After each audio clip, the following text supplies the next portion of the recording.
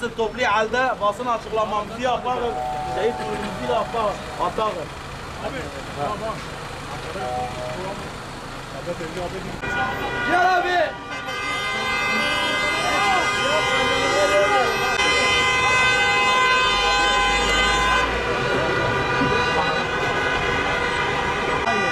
Ama burası Diyarbakır'da. Şu anda da kantarın önündeyiz. Etine çekersen bunu kaldırır bizim araba. Abi O bile ağır geliyor artık. Dur sıkayım bu kadar. Abi arabayı biraz oraya olsun. Bugün Türkiye'de alınmış olan karar 1 Kasım itibariyle pick-up'ların, çekicilerin kantar zorunluluğuna biz karşıyız. Aynen. Bugün Diyarbakır'da da Türkiye'nin birçok yerinde emekli insanlarımızın mesela 70 yaşında bir abimiz buradadır. 55 yaşında bir abimiz buradadır. Bunlar ne için? Evine bir lokma ekmek götürmek için. Bugün benim kamyon yükü olarak emniyet araçları, bugün kaymakamlık araçları, bugün diyelim ki kamu personel araçların bozulduğu zaman bu çekiciler olmazsa büyük kamyonetler ortaya girecek. Kamyonlar ortaya girdikten sonra ne olacak? Fiyat farkı çıkacak. Bu kadar esnafın mağduriyeti göz önünde bulunduramaz. Diyarbakır'da yaklaşık 2000 tane kamyonet çalışır. Bu 2000 kamyonet kendi evine bir lokma ekmek götürmenin peşindedir. Bugün faturamızı kesiyoruz. KDV'mizi kesiyoruz. Herhangi vergi bir kaçakçılığımız yoktur. Vergiye tabiiz. Lastiklerimiz vergidir, mazotumuz vergidir. Kaskomuz hepsi, onun dışında fatura kesiyoruz. Diyarbakır'da 11 tane milletvekilimiz var. Şu anda görüyorsunuz ki işçi sınıfı buradadır. Hiçbir tane milletvekilimiz burada değildir. Hiçbir şekilde siyasi bir içerek yoktur. Siyasiyle hiçbir alakası yoktur. Sebebi nedir? Sebebi ekmekimizdir. Başka hiçbir şeyimiz olamaz.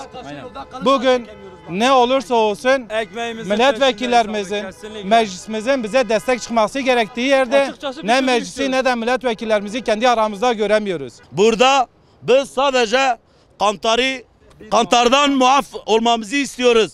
Bize 300-400 milyarlık arabaları 2 trilyon, 2,5 trilyona verdiler.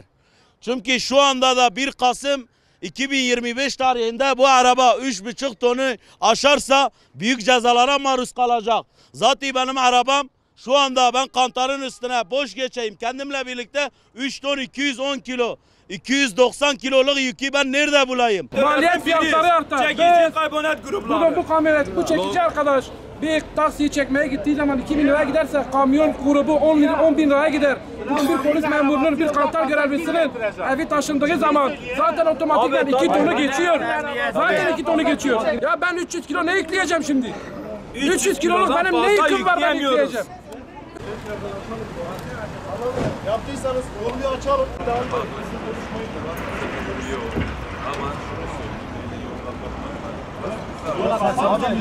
Bir yarım saat Her bir vatandaşın bir eylem hakkı var.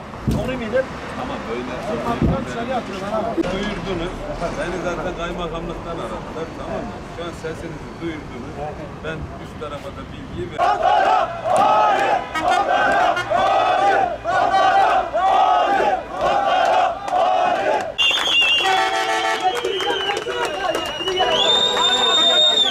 Kimseye vazgeçin kesinlikle çekmiyor abi.